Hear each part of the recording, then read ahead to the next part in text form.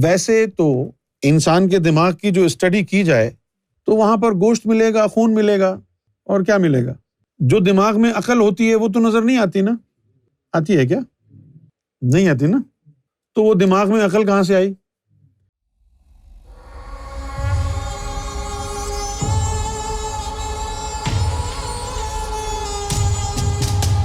ہر چیز کو چلانے کے لیے کوئی نہ کوئی ہتھیار ہے۔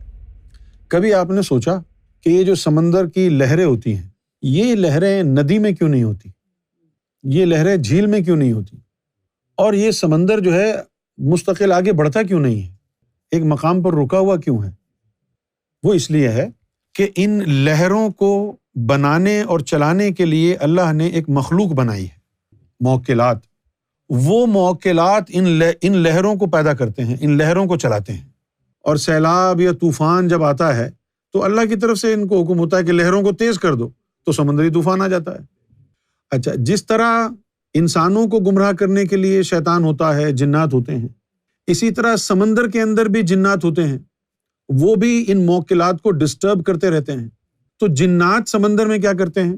جنات سمندر میں یوں گول دائرے میں گھومتے ہیں، جس کی وجہ سے اس میں بھنور بنتا ہے، اور پھر جو ہے ہریکین پیدا ہوتا ہے، یہ ہریکین لانے والے۔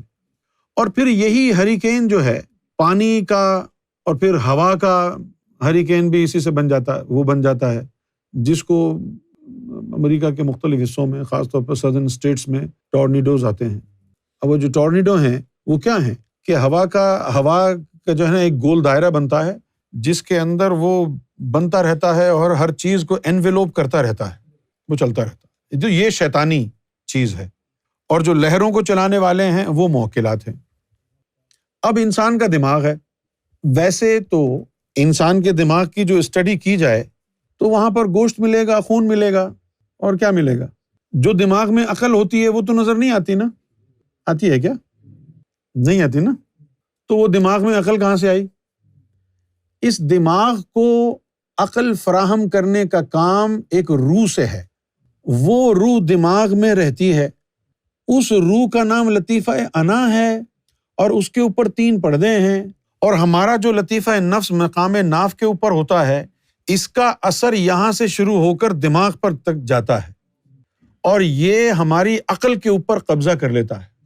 جب شیطان نفس ہماری عقل پر قبضہ کر لیتا ہے تو پھر ہماری عقل ہم کو بھٹکاتی ہے، ہم کو گمراہی کی طرف لے جاتی ہے۔ لیکن جو لوگ تزکیہ نفس کی طرف جاتے ہیں، جو اپنے نفس کو پاک کر لیتے ہیں اللہ کے نور سے، اللہ کے ذکر سے، تو پھر ان کا جب نفس پاک ہونے لگتا ہے تو اس نفس کا قبضہ یہاں سے ختم ہو جاتا ہے۔ اب وہ نفس کے قبضے سے آپ کا جو دماغ ہے وہ آزاد ہو گیا۔ اب وہ پردے ہیں، 3 پردے اس کے اوپر پڑے ہوئے ہیں۔ پھر آپ روحانیت کے ذریعے اس مخلوق کو بھی اللہ کے ذکر میں لگاتے ہیں، یا ہو یا ہو یا ہو۔ اس کے ذکر میں جب یہ مخلوق لگتی ہے تو نور بننا شروع ہوتا ہے، پھر نور کی گرمی سے وہ پردے پھٹنا شروع ہو جاتے ہیں۔ جب نور کی گرمی سے وہ پردے پھٹنا شروع ہو جاتے ہیں تو شیطان کا اثر ہماری عقل کے اوپر سے ختم ہو جاتا ہے۔ پھر ہماری عقل سلیم کہلاتی ہے، پھر ہمارے فیصلے صحیح ہوتے ہیں، پھر ہم کسی کا حق نہیں مارتے، پھر ہم ناجائز جھوٹ نہیں بولتے، کسی کو نقصان نہیں پہنچاتے۔ اس کے بعد پھر روحانیت میں ترقی کرنے کے بعد، تینوں پردے ہٹانے کے بعد، جب یہ مخلوق بالکل طاقتور ہو جائے تو اسی مخلوق کے ذریعے پھر اللہ کا دیدار بھی ہوتا ہے۔ تو دماغ اپنے طور پر کچھ نہیں ہے سوائے ایک فلیش ڈرائیو کے۔ اب جیسے یہ میں کہوں کہ بھائی یہ 1 ٹیٹرابائٹ فلیش ڈرائیو ہے، اب میں اس میں کوئی چیز اسٹور کروں گا تو اس کے اندر کچھ آئے گا نا یا نہیں؟ تو اب دماغ تو ہے فلیش ڈرائیو کی طرح، عقل بھی تو ہو۔ دماغ تو سب کے پاس ہے، عقل بھی تو ضروری ہے نا۔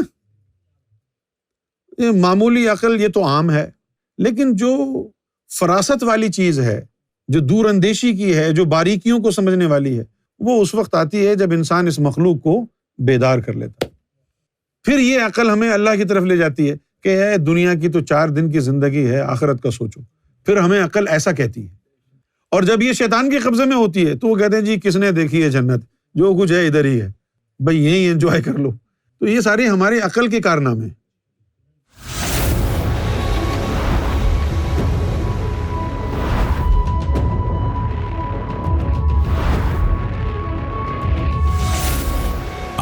TV, the place to connect with God.